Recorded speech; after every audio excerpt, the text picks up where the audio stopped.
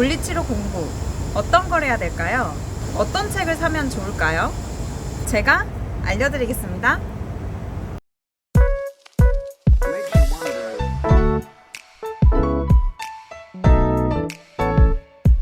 안녕하세요. 실전재활의 이지은입니다. 제가 이번 주에 너무 바빠서 이렇게 짬을 내서 옥상에 영상을 찍으러 올라왔어요. 제가 지금 신경계병원에서 일을 하고 있는데 시간표가 이렇게 제가 이름 때문에 보여드릴 수는 없고 시간표가 이렇게 있어요.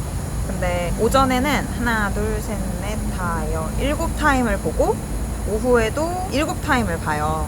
한 타임에 30분씩 이제 환자분들을 만나서 치료를 해드리는데 지금 타임 환자분께서 오늘 안 오셔가지고 제가 짬을 내서 이렇게 올라왔습니다. 그래서 오늘 말씀드릴 내용은 제가 이제 질문으로 많이 받았던 건데 많은 분들께서 이제 물리치료사로 취업을 하기 전에 어떤 거를 공부하면 좋냐고 물어보시더라고요. 그래서 제가 그거에 대한 답변을 드리려고 합니다. 근데 지금 옥상이다 보니까 이게 카메라가 좀 흔들려요. 그래도 좀 이해를 해주세요. 제가 학생분들이랑 1년차 물리치료사 선생님들을 대상으로 말씀을 드릴게요. 먼저 학생분들은 이런 질문을 해주시는 게 저는 너무 감동이었어요. 아직 물리치료사로 취업을 한 것도 아닌데 미리 어떤 공부를 하면 좋을지 준비를 한다는 그 마음가짐 자체가 정말 고마웠거든요. 물리치료사로 취업하기 전에 어떤 공부하면 좋을까요? 이런 댓글을 남기면 대부분 답변들이 취업하셔서 공부하셔도 됩니다. 이제 이렇게 얘기를 해주세요. 근데 그렇게 말을 하는 이유가 뭐냐면 우리가 책에서 열심히 배우더라도 이게 실전에 나와서 사용하는 지식들은 좀 달라요. 그래서 미리 공부를 하더라도 병원에 나와서 일을 하게 되면 또 다시 다른 방향으로 공부를 해야 되는 부분들이 많아요. 그러다 보니까 그냥 그 방대한 양을 미리 공부하기보다는 취업을 해서 다 하실 수 있습니다. 이제 이렇게 얘기를 해주는 거거든요. 근데 제가 그래도 미리 좀 알고 있으면 좋을 만한 것들을 몇 가지 알려드릴게요. 일단 물리치료학과 학생분들이 이걸 많이 보실 테니까 전공책 중에서 이제 근육학 책이 있을 거예요. 근육학 책이 없다면 기본적으로 그냥 이제 근육이랑 뼈가 잘 나와 있는 그런 책을 공부하면 좋을 것 같아요. 신경까지 외우는 건 좀 무리인 것 같고 뼈의 그 모양이나 어떤 관절면들이 있는지 그리고 이제 그 뼈의 어느 부위에 어떤 근육이 붙는지 그 정도만 외워주셔도 엄청 많이 아시는 거거든요. 왜냐하면 우리 몸에는 뼈가 굉장히 많아요. 그리고 관절도 되게 많고 그래서 그거를 완벽하게 숙지하기가 사실 오랜 시간이 걸리거든요. 네, 이런 것들은 어느 분야에 가서 일을 하게 되더라도 꼭 필요한 부분이니까 미리 공부를 하셔도 좋을 것 같아요. 그리고 만약 내가 스포츠 물리치료에 관심이 있다면 스포츠 물리치료에 관련된 책을 한번 후루룩 읽어보는 것도 좋고 또 소아 물리치료에 관심이 있다면 그 아동 발달 과정이 있잖아요.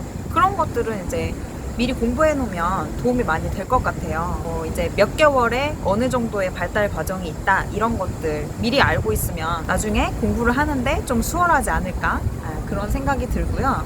이제 1년차 물리치료사 선생님들을 대상으로 제가 답변을 해드릴게요. 제가 봤을 때는 1년차 물리치료사 선생님들은 일단 근육 이름이랑 모양을 정확하게 알고 계시면 굉장히 좋을 것 같아요.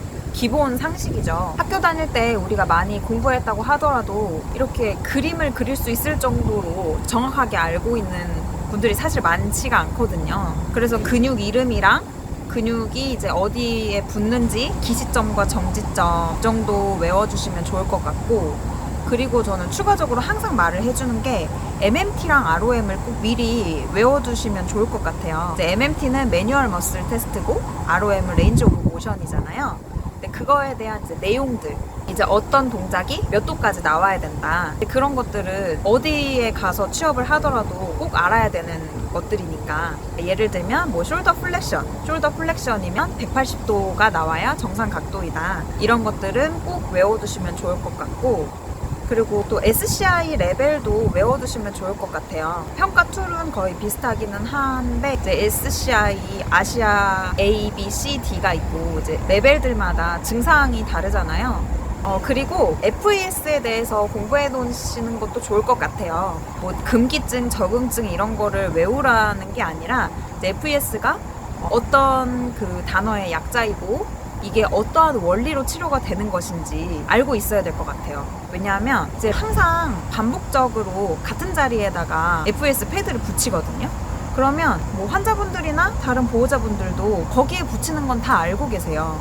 근데 그거를 왜 거기에 붙이는지 그거를 정확하게 치료사가 설명할 수 있어야 전문가라고 생각을 하거든요. 뭐 통증 치료 같은 것들도 전기 치료가 어떠한 원리로 이게 치료가 되는 것인지 설명을 할 수 있었으면 좋겠고요. 왜냐면 초음파 같은 것들 해드리게 되면 이거 아무리 문질러도 아무 느낌도 안 나요. 이거 더 세게 해주세요. 아니면은 뭐 초음파 개를 많이 발라달라.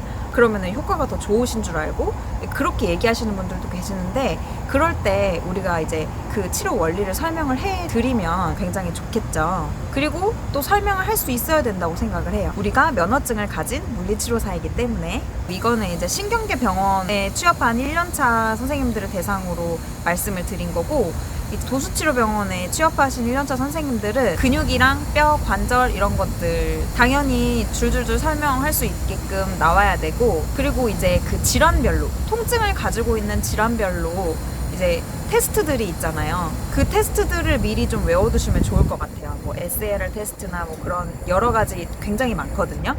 그리고 제가 1년차 선생님들한테 꼭 말씀을 드리고 싶은 부분은, 물론 열심히 일을 해서 치료를 잘 해드리고 뭐 이런 것도 참 중요하긴 하지만, 일단 우리가 사회생활을 처음으로 하는 거잖아요. 그렇기 때문에 내가 정말 아는 것이 많고 뭐 치료적인 지식이 남들보다 뛰어난 것 같고 하더라도 일단은 같이 일하는 그 치료사 선생님들이랑 함께 이렇게 잘 지내시는 게 되게 중요한 것 같아요. 간혹 가다가 보면 이제 열정이 너무 넘치셔가지고 같이 일하는 치료사 선생님들이랑 이렇게 친목을 도모하기보다는 혼자서 따로 이제 계속 공부하고 막 그러시는 분들이 있거든요. 근데 물론 공부하는 건 좋지만 일단 사회생활을 처음 시작을 했으니까 사람들과의 인간관계를 좋게 해주시는 게 더 좋을 것 같아요. 모르는 게 있으면 자주 물어보고, 또 동기 선생님들이랑도 잘 지내면서 그렇게 일을 하다 보면 우리가 환자분들을 치료를 해드릴 때 생각지 못한 여러 가지 에피소드들이 생길 수가 있어요. 그럴 때 더 수월하게 해결할 수도 있고, 또 위로도 많이 서로 받을 수 있고 하기 때문에, 그리고 또 의지가 많이 돼요. 처음에 일을 하게 되면 엄청 힘들거든요.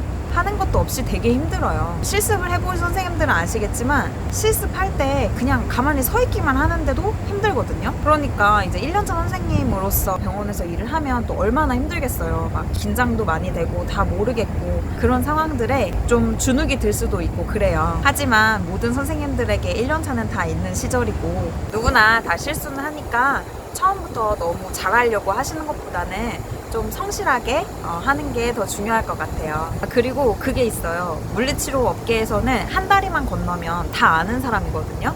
그게 진짜 무섭습니다. 그러니까 웬만하면 누구랑 싸우지 마시고 두루두루 잘 지내는 게 좋을 것 같습니다.